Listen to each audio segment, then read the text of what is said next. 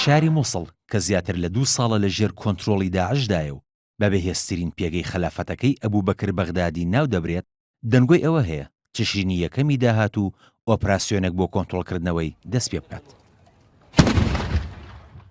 لەو چوارچەوەیەدا جموجۆڵە سەربازیەکان چڕتر بوونەتەوە و ئەمریکا هەفتەی ڕابردوو ژماری ڕاوێژکارە سەربازیەکانی لە 4,000 سەربازەوە بۆ 4,460 سەرباز زیاد کردووە کە کاریان ئامادەکردنی هێزەکانی عێراق دەبێت بۆ کۆنتڕۆڵکردنەوەی شارەکە.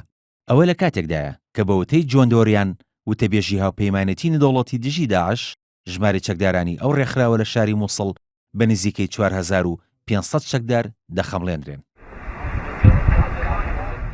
لە ئێستاشدا داعش زۆرترین قورسایی هێزەکانی لە شاری مووسڵ و چواردەوریدا کۆ کردوێتەوە و داعش قەزاکانی بەعاج و حەزەر لە باشووری ڕۆژئاوا و حەمدانیە لە باشووری ڕۆژهەڵات و تەلکیڤ لە باکوور و تەلعفەر لە ڕۆژئاوای مووسڵ لەگەڵ چەند گوندێک و ژمارێک ناحەیی وەک بەعشیقە و بەرتەلە لە ڕۆژهەڵاتی مووسڵی لە ژێر دەستدا ماوەتەوە.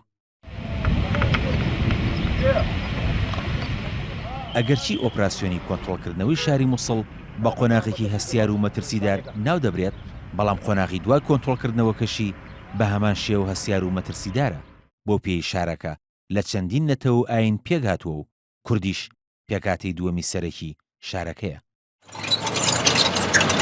لە چەند بۆنەیەکیشدا وەزارەتی پێشمەرگە ڕایگەیاندووە بەشداری لە ئۆپراسیۆنی کۆنتڕۆڵکردنەوەی شاری مووسڵدا دەکات و لە هەر سێ قۆڵی باکوور و ڕۆژهەڵات و ڕۆژئاواوە پێشمەرگە لە ئامادەباشیدایە. هێزەکانی عێراقیش کە بە دووری 6 کیلۆمەتر لە ناحیەی گەیارە لە باشووری شارەکەدا جێگیر کراون، تەنیا میحوەرە کە بتوانن لێوەی هێرش بکەنە سەر چەکدارانی داعش. ئەوەش کە بەلای کوردەوە گرنگە ڕێکەوتنە لەسەر چۆنێتی بەڕێوەبردنی شارەکە لە قۆناغی پاش کۆنتڕۆڵکردنەوەیدا.